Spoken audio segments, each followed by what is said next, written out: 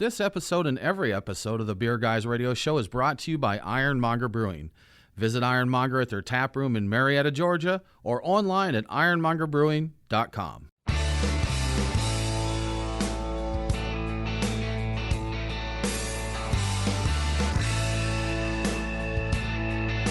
Open up a tab, grab a seat, and pour a pint.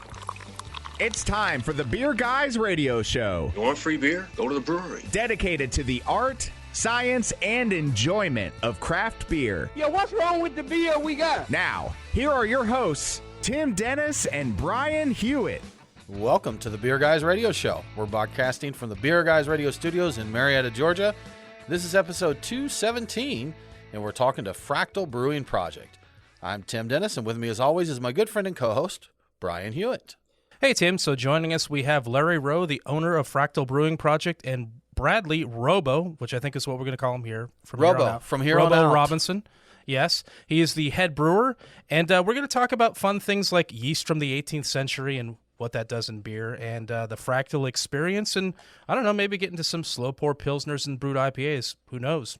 Guys, thanks for joining us. Yeah, our pleasure. Yeah, it's great to be here. You know, the Fractal experience sounds like a 1960s rock album, I think. If it wasn't, I need to Google that. Or a laser light show. Or a laser light show. Yeah. So if you guys ever want to get into classic rock or laser light show, I know, we're set up. The Fractal experience. The brand's right there, ready, guys. I guess, right? Absolutely. Yeah. Well, guys, thanks so much for coming and joining us. We really appreciate it, and making a little trek over there from Huntsville, a cool town, one of our favorite weekender spots.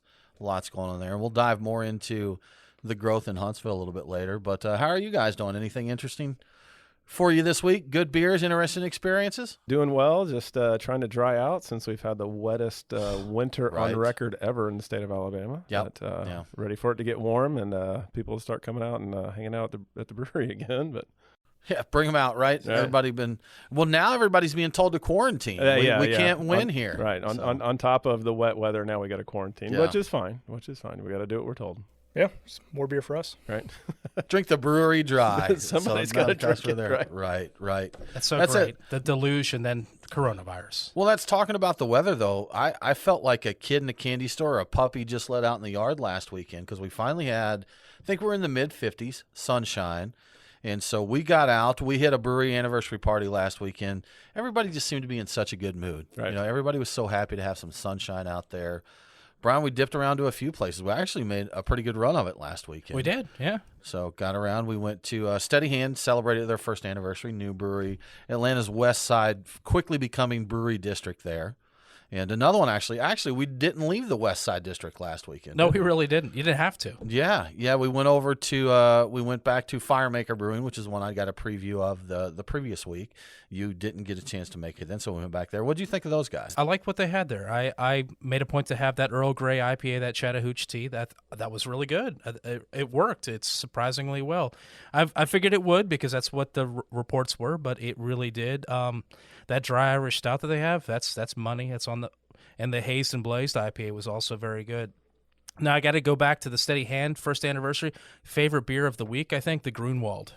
That was cool. Yeah. That was cool, guys. They took a kettle sour and they put the Waldmeister Waldorf syrup in there, like the German Mitschuss, yeah, something put like that in there so you had the green syrup, the green beer in that. So that was cool. I did enjoy that. It poured that way, as far as I could tell. I didn't see them put syrup in there.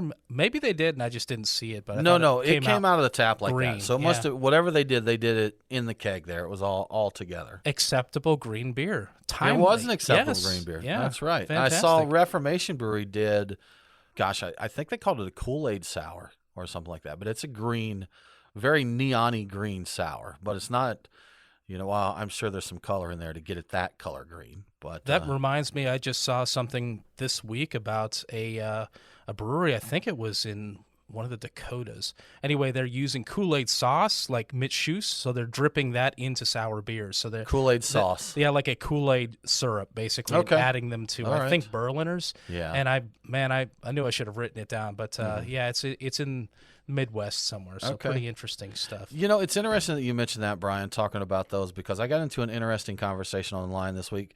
I ask you guys, so Fractal Brewing, what is your stance on craft seltzers? Craft seltzers. Well, yeah. It's we're actually going to give our first one a go here pretty soon. Okay, all right. It's part of the repertoire, I think. I mean, it's becoming that way for sure. It's becoming that, and so why not dabble around and play a little bit with it? Okay. So here's my hot take on this. Right. I remember the wine cooler and the Bacardi Breezer and the Zima crazes of decades past. I'm old enough to remember those. I don't see hard seltzers as much different than them, and a craft brewer wouldn't have been caught dead making a Zima or a Bacardi Breezer, back 20 years ago. So I kind of think y'all selling out, Larry, man. What's up with these hard seltzers? And a lot of breweries are doing them. They're getting Hang on, them. are you recreating Zima? Because I might be interested in that for the retro. Somebody needs to do a Zima. Do a Zima throwback. Just do there? a Zima. Negative.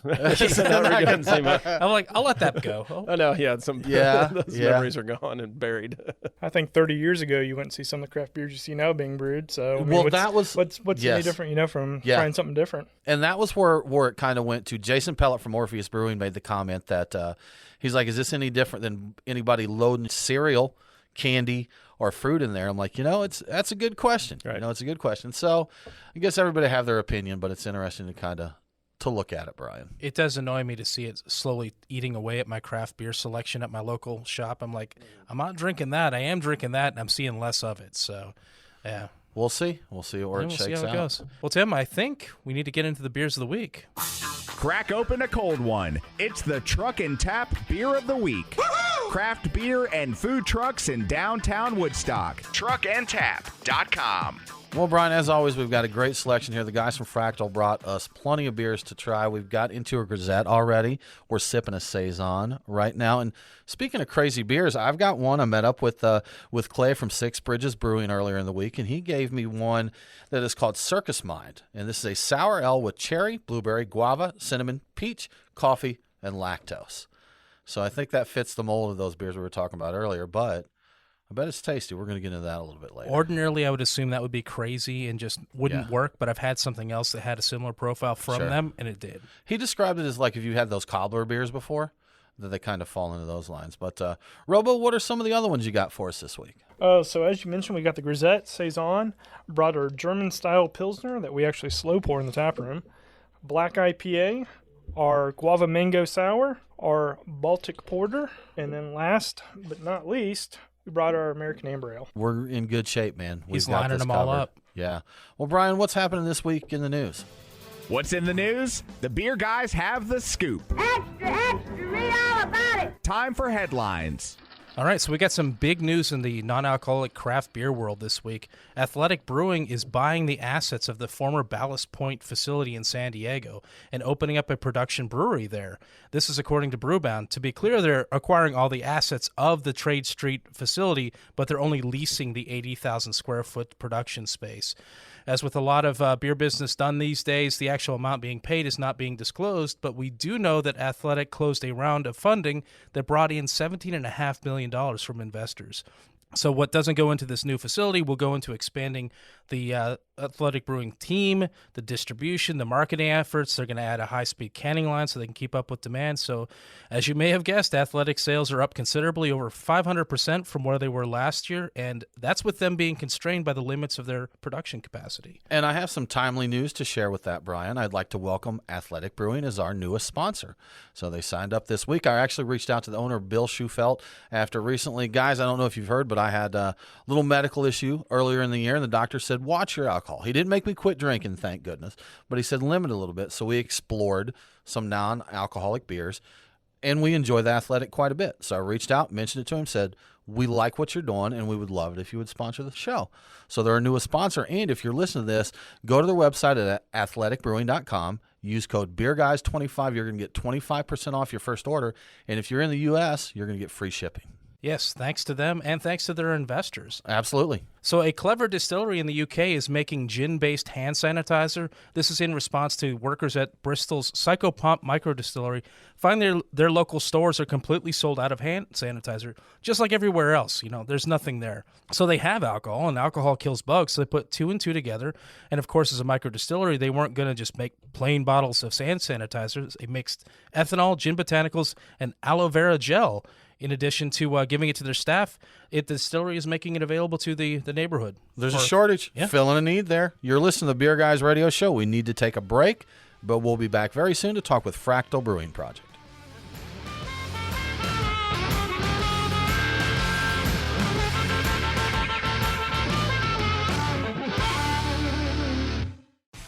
Cobb County, Georgia is home to a dozen breweries and distilleries. This March, Cobb Travel and Tourism brings you Bubbles and Brews, a month-long celebration of the county's diverse and talented craft beverage makers. Grab your Brew Pass passport, visit the makers, get stamped, and win sweet prizes. And don't forget to go online and vote for your favorites. Support the local craft beverage community and explore all 12 locations throughout the month of March.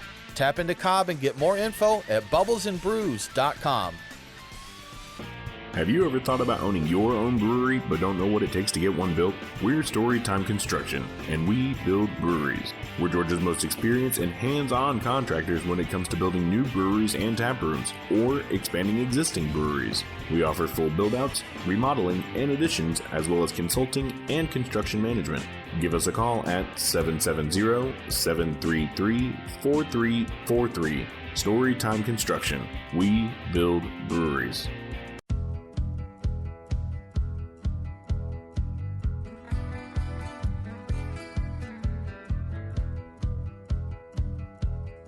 Follow the Beer Guys on Facebook, Twitter, and Instagram. Strange things are afoot at the Circle K. Now, back to the Beer Guys Radio Show.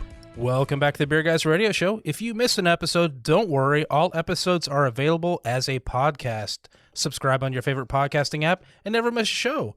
Now let's get back to our talk with the guys from Fractal Brewing Project. Guys, thanks again for joining us. We appreciate it. We've been sipping on some of your beers. We've had Pilsner, Saison, and Grisette so far, and we just got into your Amber Ale, and you were telling us that your Amber in distro is your best one back on the home turf, right? Oh, yeah, absolutely. You can't go to a single pizza joint in town and not find that beer anywhere. A slice and some Amber. Yeah, slice and some Amber. All right. And just last week, Larry and I went off to lunch somewhere, and lucky enough we could find our Amber there and get some pizza. Sounds like a good lunch. Good way to do it. It's kind of shocking that the no personality Amber. I mean, it's a good Amber, good solid Amber, but it's not. Sure. It's not loud. It doesn't. It's not in any different. It's not a sought after beer. Like nobody's ever like, oh, I'm going to the Amber release for so and so this weekend. The Amber release. But, right. I can't wait to get this Amber. LE, man, be sold out. But you know what? I think a lot of breweries, the beers that you're seeing a lot of these breweries sell, their big sellers are not necessarily the ones that are getting the most hype out there. Sure. That's not it. People talk about like Red Hair Brewing, that's just a couple miles from our studio here. They've got Cottontail Pale Ale. These are the beers that they're cranking out because these are the ones that people are buying a case to cover the weekend for the backyard barbecue.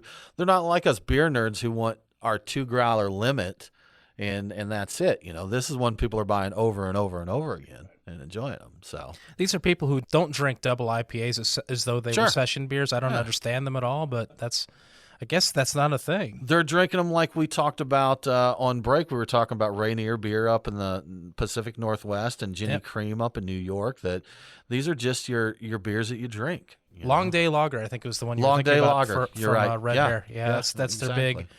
Yeah, I think that's their big flagship. That's has done them so well for so long. It is. Yeah, absolutely. Well, Larry, how did Fractal Brewing come to be? How did Fractal Brewing come to be? It's a good question. So I spent 23 years doing antenna design and satellite communications, and I was fortunate enough to be a part of a small company that brought an interesting product to market, and we were acquired, and I spent 3 years transitioning the company over to the acquiring company, and then I was just ready to do something different. Okay. And so in Huntsville, John Hunt Park, right in the middle of town, it used to be the old airport back in the 60s. And so the city's in process of transitioning that 400 acres into the central park of Huntsville. And there was a brewery that was set up there. Old Town Brewing started there in about 2007, I think. And they hung around for a while, and then Straight to Ale, which is kind of the big regional player in Huntsville, they really just ascended. That's where they hit their ascendance and got all of Huntsville familiar with craft beer out of that brewery. And then they moved into a real cool spot right down the road at Campus 805. It's an old middle school. And so this building was dormant for 2 years, and with what the city was doing with that park and just all the cool memories of what Huntsville, came to know craft beer, I decided to buy that building and just kind of reboot the brew house there, and that's where Fractal came to be.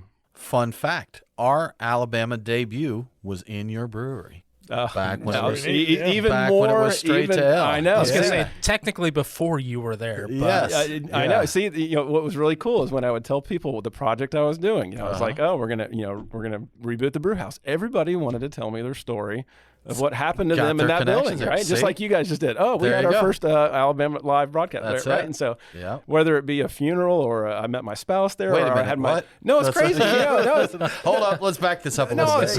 A funeral, it wasn't that bad. No, it wasn't that dead. It wasn't that dead. No, but I mean, it was, a wake, if you will, or a remembrance. And so, I mean, that building just holds so many good memories for so many people in Huntsville. It was like, okay, how do we preserve that, but give people a new experience out of the building? And so I think we've executed that pretty well. I was fortunate to have a good architect that did some real good stuff in there. Because that can be tough, man, when people have emotional connections to something and they come in and they're like, this isn't that, Right. So go back and still get those good warm and fuzzies from what you did before, but if you enjoy who you are now. Right. If you look into the floor, you can actually see the old wall outlines, and there's so many people that walk in and their eyes are just big going, wow, this looks so much different. And then they can trace out the old building, and they kind of geek out and want to start telling you stories again. So it's pretty cool to have a building like that. See, I want to come over there and see that. Like I said, we enjoy Huntsville. We've enjoyed going over there. It's a good place, yeah. The last time we were there, we didn't make any other plans except beer. Right. In the hotel we got, I lay down to go to sleep, and we just happened to be right next to the Space Center. Right. And so out my window, I see a rocket flashing and that. And I didn't know what it was at first. I just saw the flashes. So I open the curtain up, and I see a space shuttle and a rocket. I'm like, okay, I have to go there tomorrow now. So we ended up doing a day touring the Redstone Arsenal there, Space and Rocket Center, the Space and Rocket Center, and the Arsenal and all that. They have a little command center that we went into, where you see all the guys with the short sleeve button-up shirts and the horn rim glasses. It was cool. Typing away at those tiny little ancient monitors. Yeah, it was ISS cool stuff. I think. Right. I think it was one of the commands for the space station. There's one of 4 or 5 around the country where they're communicating with the space station. So it's pretty awesome stuff, man. Absolutely. So I have to ask about the name. And I've teased this before, leading into this. Right. What do fractals have to do with beer? What's the name? Where does that come from? Naming your company, it's an interesting thing. Start a company, you'll learn a lot of lessons. And so, one of the things that we actually started out as Southern Ale Works. That was the name of the company, the name of the brewery. And I went to a brewery accelerator workshop. It was a 4-day experience of getting exposed to architects and attorneys and technical brewing and ingredients, just everything that you didn't need to be exposed to run a brewery. And part of it was a pitch contest. And so I gave the pitch. Business plan is a 5-minute pitch. Came in second in the pitch contest. And the first one to raise her hand was the attorney. And she says, you got a really good business plan, but you've got to realize you got trademark issues with your name right off the bat. And I said, no. And so she goes, meet me for coffee in the morning. And so talk about this. Yeah, exactly. So I met her for coffee, and she explained it. She goes, look, brewing company, ale works, those are all common words to the industry. What you're left with is your mark. She goes, you can't trademark Southern. That's a general geographic area. And I was like, well, that's true. No wonder it was wide open. And she goes, and not only that, you're a submark of Southern Tier, Southern Grist, Southern Prohibition. So, she rattled off like 15 breweries, and she goes, you're going to get a cease and desist the day you open your door. We've got a Southern Brewing Company in Athens here. Right, right. So and she goes, namely, because I represent half of them. And I was like, oh, so I mean, it's one of those. I'm telling you. It was one of those gut punches that it was like, okay, great. Now, who am I? What fits me? And so, 3 days of not sleeping and just start thumbing through and thinking through everything. And, I was on the math team in high school, and that's where I learned about fractals. And so, combining my, I'm a PhD electrical engineer, 20 years in kind of that technical field. Fractals are just a great combination of math and art and science and just everything kind of combined together. All the cool nerdy stuff. All the cool nerdy stuff, one, which is so totally Huntsville, And so, I mean, it really fits me, and it fits the Huntsville culture, and it fits everything else. And so that's... that's something I was going to say. We were talking about how these areas stake their claim to who they are. Right. Like, you're from Atlanta, you're not from Georgia. You're from Atlanta. And I think Huntsville is kind of one of those towns that it's Huntsville. It's not necessarily Alabama. And I mean... nothing ill towards the state of Alabama in the least. I think Birmingham is even more Alabama than Huntsville is. And I think it's probably, you guys are rocket scientists and stuff there. That's what grew up in that town. So I think it's just a little different environment. You don't feel like you're in rural, northern Alabama when you're in Huntsville. Just a little bit different kind of town there. Yeah, most people, I mean, there are quite a few transplants in Huntsville. Sure. To find a native Huntsvillian is actually fairly rare. I mean, Yeah. it's a lot of transplants coming in there just due to the engineering background. And Everybody seemed really chill when we were there. Like they're just, we're hanging, we're having a good time. Right. We're going to have a beer, we're going to grab bite to eat, we're going to take it easy. I like that name, Huntsvillian. Like it sounds like an interesting variant of villain. You know, like we're a special kind of villain. We're Huntsvillians. we're Huntsvillians. Huntsvillians, That's yeah. right. You had mentioned Campus 805, and the last time we were over there, I don't think Straight to L had made their move yet. We went to, I forget even the name of the brewery we went to there. Brian, do you remember which one it was? Yellowhammer? Yes, Yellowhammer. So Yeah. we went there. So how's Campus 805 now? Has it continued that growth trend? Oh, even more so. So, I mean, Yeah. you've got the big two, Yellowhammer and Straight to Ale, that are doing great things there. And there's a few down the road from them. But then right up the road, they've got Stovehouse, which is another big development as well. So that's become a really key corridor for Huntsville in terms of brewing, just entertainment in general. It's a really cool place. Those kind of districts are a blast. Right. Get you a bite to eat. Go check out different things. Do a little shopping. Get a beer. And if I remember, there was a big open area, like a lawn greens area. Oh, it's the Greens, the Butler Greens, right? Yeah, right in between the two breweries. I mean, Perfect place to hang it's out, fantastic, right? Yeah. It's great. You're listening to the Beer Guys Radio Show. We're going to take a break, but we'll be back very soon to talk more with Fractal Brewing Project.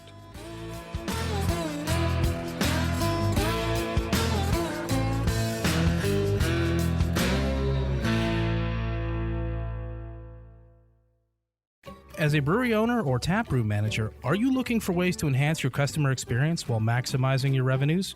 Craft Cellar is a mobile solution that helps your brewery drive sales and attract new customers through online pre-sales for beer releases, events, and memberships.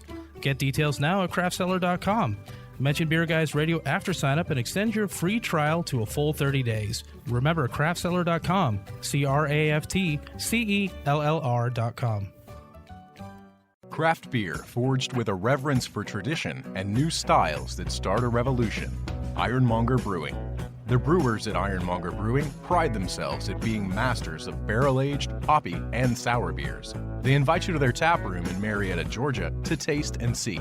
Also visit their barrel room for an intimate drinking experience with great live entertainment. Keep up to date on all things Ironmonger by liking them on Facebook. Ironmonger Brewing, establishing a new standard in craft beer.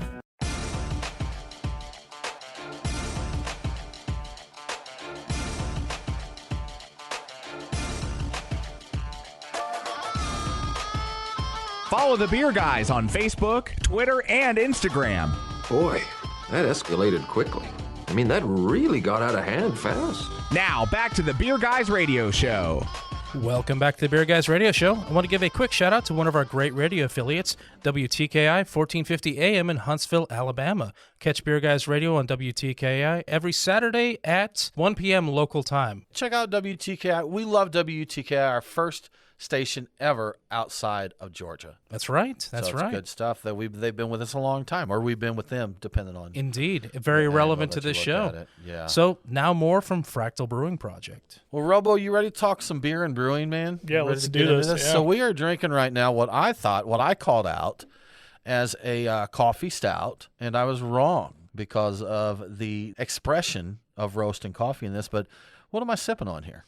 So that's our Baltic Porter, 9.3%, lagered it for 8 weeks out. It's changed quite a bit over the past couple months since we've had it on tap, and it's grown on me more and more each time I have it, and it's actually become almost my daily drinker when I'm done brewing at the end of the day, just because it's taking on more of that coffee and that chocolate, and just seeing how this beer's evolving is just, as a brewer, it's just really cool to me to see, Sure.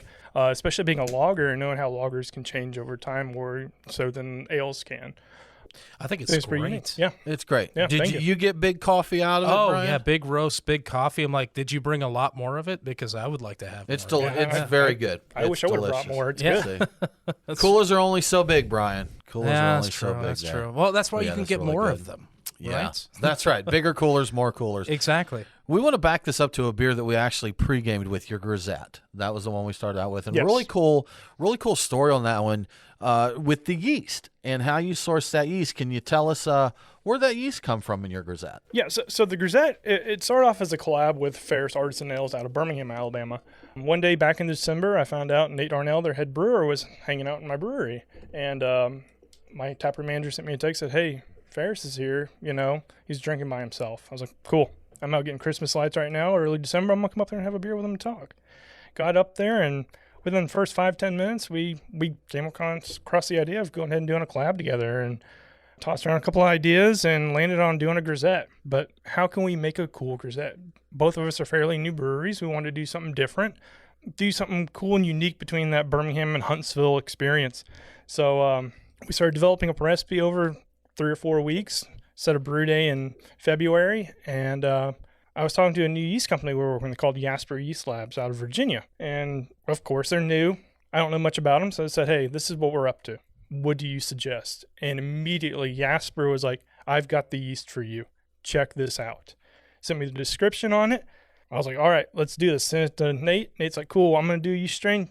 You do a yeast strain? I was like, all right, cool, we're going to settle on this. So this yeast strain's super cool because it was actually discovered in Washington, D.C. during an archaeological dig, and the yeast was actually isolated by Jasper Yeast from an 18th century wooden beer barrel that was dug up on this dig site. And they took it, cultivated it, propagated it up, and said, hey, here it is. It's going to be available here. The barrel ended up going up to a museum there in Virginia on display to this day. So it's really cool being able to take something from history like that, doing a historical beer style and a unique beer style that's not really common, and putting all this together and coming out with this super unique, cool beer.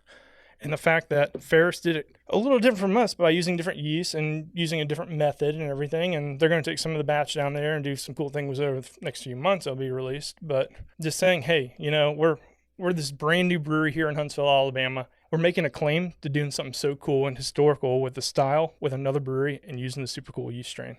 That's pretty awesome. That's cool. We had a few months back, we had Travis Rupp on the show from Avery Brewing. That's right. And Travis is known as the Beer Archaeologist.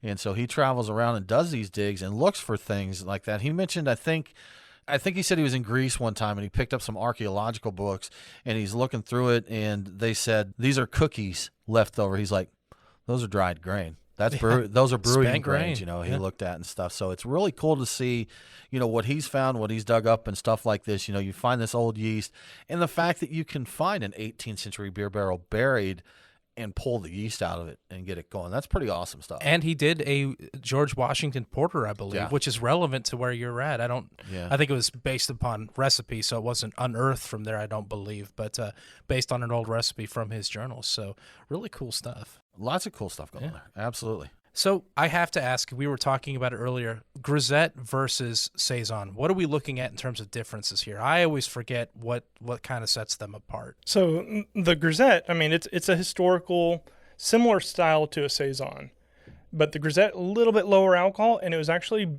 developed and brewed for miners. It was the beer of miners. Sometimes you find them dry hopped. Like with ours, we actually dry hopped ours. It's the same way with any beer that they add hops into. It was to preserve it a little bit. So you're putting these hops in there to try and keep away some infection or something like that. And some of the styles, when they're a little tart, it's usually because there were no hops introduced because they weren't available at the time. So naturally over time, some of these beers, like with any historical beer, if they weren't consumed in a certain time period, become sour. So Grisettes are so unique in the sense that you can have these tart ones. You can have them like ours where it's got a little bit of funk, but the funk that's coming off of ours is from the yeast strain, and the way we fermented it out. We didn't add any extra yeast bugs or anything like that to it to actually sour it out. So they could do a Grisette, and if there was no hops, maybe some herbals in that, it would be technically a Groot. Technically a Groot, a Groot, yeah, absolutely. Yeah. If there's no hops in it, then yeah. And that Grisette was great. It did have some interesting funky characters. It was good. I really good. enjoyed that. Yeah, light, absolutely. though. Light with that funk. I like that. That's a great combination. Because, Robo, weren't both Saisons and Grisettes, you're looking in Belgium, France, that area there. These were brewed, like I said, the miners or on the farms. These were drinking beers. These were nutrition and drinking for you're out working your butt off in the fields or the mines. You have a little low alcohol beer and go with it, safer than maybe the water supply that's around there. Yeah, right? yeah, the water supply, and it's like you said, it's nutritional. There's your food and your water while you're working for the day. and you're down there in the mine. They send you down there with the beer, and you're good for the day. They want you to keep working, right? I wonder if they had any miners that were beer geeks. He's like, oh, yeah, I get a little bit of hay, notes of hay, and a little bit of acidity in this. It's really nice. It's really nice. Not enough funk to it. That's right. Yeah, he's all mad down in the mines, chopping angrily at stuff. So. Do you get horse blanket? That's a little horse blanket. Little but that's from the actual horse blanket that was around there. Absolutely. So would you, having brewed a fair number of beers like you have, would you compare this yeast to anything you can find commercially or aside from this, or is it fairly unique? It tastes fairly unique to me, but is it comparable to anything, would you say? I mean, I wouldn't make that claim, but I've never personally experienced anything like this yeast before. Just being so cool and unique, and it's been that way with quite a few strains I've actually gotten from Jasper Yeast. Like, I got to give a huge shout out to them just because some of the strains I've gotten from them just been so cool and unique, and they've worked with me. No matter what style I can tell them, that they just come back and like, yo, check this out, and we get down to the technical side of it and come out with how we're going to pitch it and our temperatures and how I'm actually going to ferment it out and condition it. Super unique. Of course, I mean, they've got their normal strains I'm pretty familiar with, but just having these Saisons and these Grisettes I've been working on lately and getting these cool new yeast strains in. Never worked with anything like them before, and it's super cool. Back in my day, we didn't have all these yeast choices that you young kids do. That's right. Robo. Right? We had Y Yeast, we had White Labs. What's it, Lalvin that did Safe Ale? Safe Lager did those. But no, talking about that, there's a lot of really cool yeast labs coming up. You've got Omega, you've got, East Coast Yeast Labs. There's just several out there. Bootleg Biology out of Nashville doing some really cool stuff. Yeah. I mean, and they started off just, doing little fun backyard bootleg projects and that, even selling little kits like Harvest Your Own, build it up there. And we had talked with, I ended up killing it, but we talked with Southern Brewing Company over in Athens. I was just about to say something about that, yeah. That works with a local university to index and bank these yeast. And I had taken some from a few different plants and berries and stuff around and got them to grow. I did the streaks on the dishes and grew them up and got some decent cultures. He's like, bring it over. We'll look at it, see if it's not cataloged. If it's not, we'll grow this thing up. We'll make a beer with it.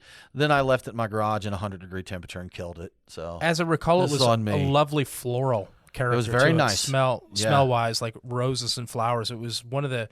There were some that were as definitely opposed garbage. To some that were like sour socks. That's Brian. right. So we passed on those. It was really nice, though. Yeah. Too bad. Next time, yeah. You're listening to the Beer Guys Radio Show. We need to take another break, but we'll be back very soon to talk more with Fractal Brewing Project.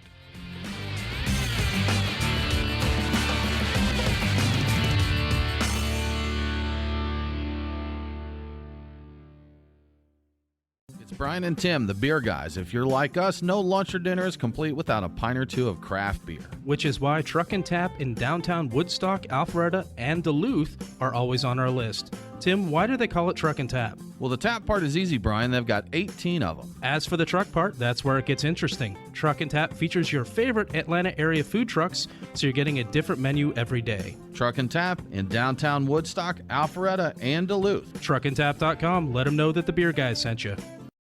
Is your brewery or restaurant flooring all jacked up? Your foundation needs to be protected from heat, chemicals, and other contaminants. At the same time, you want to make sure it's slip resistant and you can clean up your messes with soap and water. You know who to call? ResTech. We've been manufacturing poured-in-place flooring since 2002, and we've got solutions to fit any facility's needs. Go on and visit our website at ResTech.net. That's RES-TEK.net. Drop us a line and we will come to you for a free evaluation. Oh, yeah.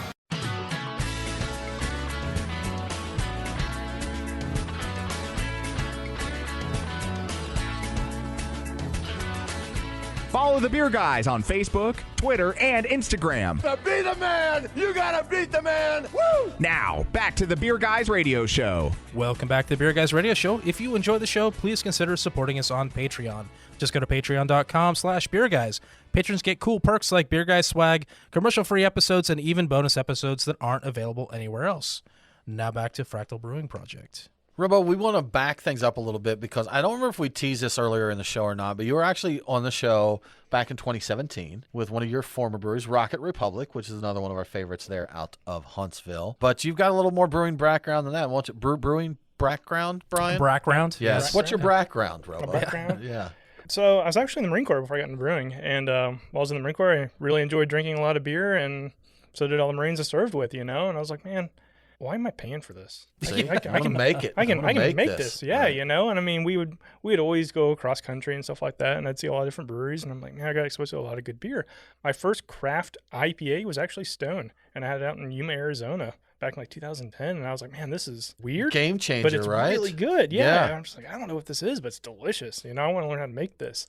So actually, towards the end of my career in the Marine Corps, about 2014, I really started diving into it, and I knew I was going to get out. And my now wife at the time, she actually has her PhD in biochemistry, and I was dating her and talking to her about it, and she's like, "Oh yeah, I mean, it's just easier fermenting stuff, you know." So all right, cool. Well, show me a little bit, teach me a little bit, you know, teach me the way. And of course, she did, and got out, ended up moving in with her, and the area I was in was opening up a new brewery.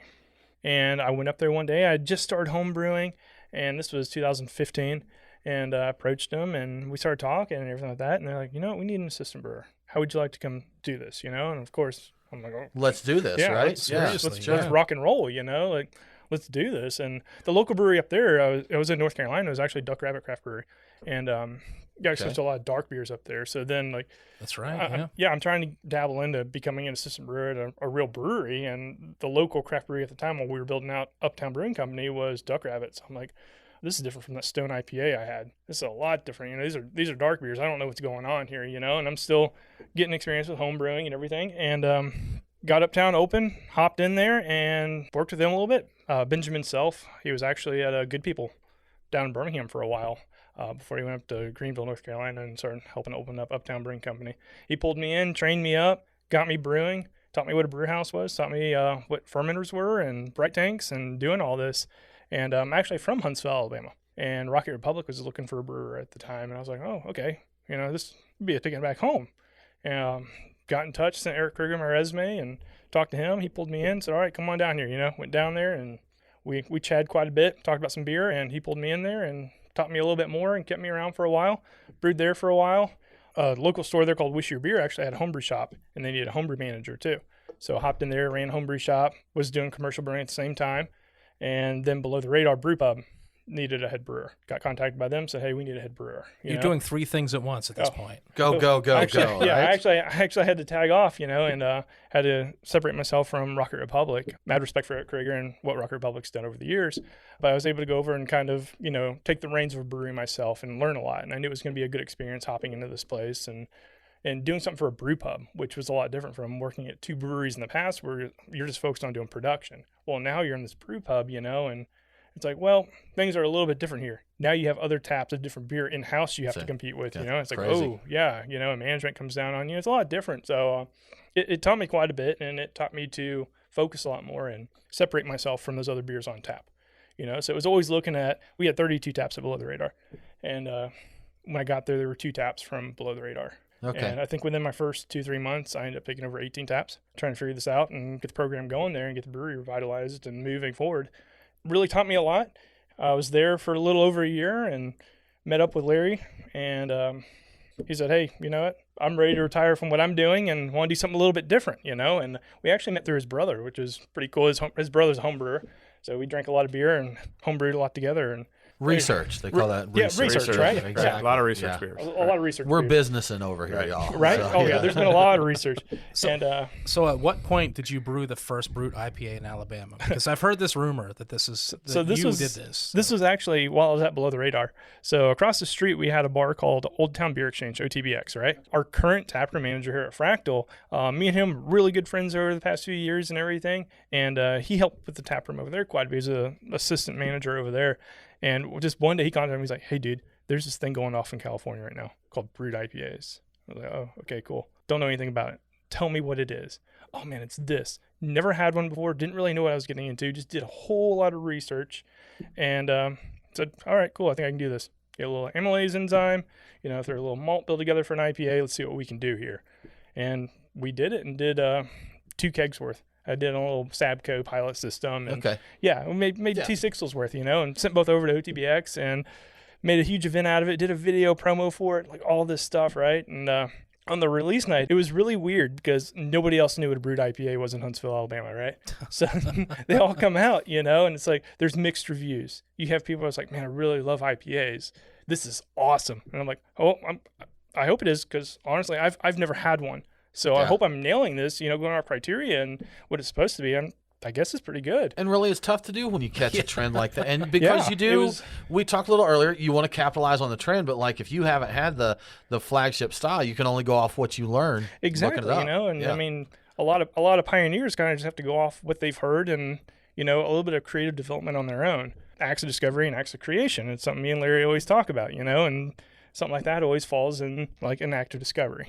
But me and Justin got together and we pulled that off, and me and Justin actually worked quite a bit on a lot of different beers, different sours over the years and doing things. And I mean, that was one of the big reasons why we were like, hey, we need Justin to be our taproom manager over at Fractal. I mean, it even rolls into our slow pour Pilsner. Sure. Like, okay. Slow pour pills. Yes. Fad or upcoming trend that will stick, and is it worth the effort? Way of life, maybe. Way of life, Brian. Fad or way of life? Yeah, this is the way. This is the way. Okay. All right. After getting, I'll interrupt just for a second. I mean, after we spent, I did that Brewery Accelerator workshop in Denver, and then back to CBC a month later, and both times going to Beer Stout Lager House and just Ashley Carter and seeing what she, I toured her place twice, right? Right. And the fact that she says, I'm going to differentiate myself by making just incredibly good traditional great beer. And she manages 3 grains, 2 hops, 1 yeast. That's all she manages in a brew house. And she has lines out the door for her slow pour pills, and it was just, and so you get indoctrinated there. And it's like, Justin says, no, you got to have the right equipment on the taps. And so you got to get a side pull. And so we have 2 side pull taps as opposed to our 16, just so that he could start pouring our pills slow pour. So, you know what, that's another thing we talked about, kind of people hearing about a trend and jumping on it. There's a few people around Atlanta that say we have slow pour, but they don't have the tap set up. They don't have that. It's just kind of what they're doing. They're kind of, it's good intentions, guys. It's good intentions is what it is. But, I've learned the trick, though, to drinking slow pour pills. You go in and you order your regular poured beer and order your slow pour, so that by the time the slow pour is actually ready for you to drink, you're ready for it, too. Oh, it's crazy. We see that in our own tap room. Like, we have regulars that'll walk in, and sometimes they walk in and they say, you know what, I'll take 2 time taker Pilsners, right? See? I got a buddy meeting me here. In the meantime, I'll go ahead and take an IPA and an amber, right? And it's like, all right, you understand how this works. You've been here before. Right. It's how to play the game. It's kind of the unspoken handshake of cool. Right. But going on about that, so you mentioned like fad, or if it's sure. If it's an upcoming thing, and we have people come in the tap room all the time, and they're confused by it, or they're like 5 to 7 minutes. Why do I have to wait to get a beer poured? It's like, well, I mean, first of all, it looks awesome. It looks really cool. It's a really cool thing when somebody's in there pouring your beer, and I mean, it takes 5-7 minutes, but just watching how it does, That meringue top, the meringue is what gets it, It does. You got to whip the meringue, right? And we get so many people to sit there and just take pictures of it. Even while we're pouring it, people are sitting there taking pictures or video, and just like, this is really cool. I've never had anything like this before, But I mean, there's a lot of technical side to it. So, I mean, it keeps your beer from prematurely oxidizing. You always want to try and drink under that foam and try and get the best beer possible, and something we really focus on at Fractal, and I put a lot of effort into it, is quality. So I want that quality to go from the beginning all the way to that final sip a consumer has in their glass. And I want them to be happy with it. And every day I go in and I brew, I think of that. Like, all right, we're going to go in. I'm going to take my time with this. It's going to be right. We're going to nail this. Yeah, we're going to do this time right. taker, right? Yeah. From the beginning to the finish. Yeah. Right. And I want people to enjoy it. I was at a pub one time and ordered some slow pour, and I don't remember what happened, but by the time they got it to me, it was a very thin, weak head on the beer. And I didn't even get a chance to get it. The owner walked by, did not say a word, just picked my beer up and left. And about 5 minutes later comes back with the most perfect. And it's what you said. If we're going to take the time to do this, we're going to do this the right way. Do it right. Exactly. Absolutely. Do it right. Yeah. Well, guys, thank you so much for joining us. We really appreciate it. Really enjoyed chatting with you and sharing your beers. If folks want to learn more about Fractal Brewing Project, where can they do that? FractalBrewing.com, place to start, but then Facebook and Instagram. Follow us on there as well. Awesome. Guys, thank you so much for joining us. We really for having us. appreciate Tim, it. Brian, thanks, guys. Absolutely. Well, that about wraps it up for this episode of the Beer Guys Radio Show. Next week, Brian, we're bringing it home. We're bringing it home because we're celebrating Bubbles and Brews here in Cobb County, where our studio is. All right. So we're going to be talking with Ironmonger Brewing, our partners and friends, and Viking Alchemist Meadery. For more craft beer info, follow us online. We are Beer Guys Radio on Facebook, Twitter, and Instagram. Thanks for tuning in. Have a great week, and don't forget to drink local. Cheers.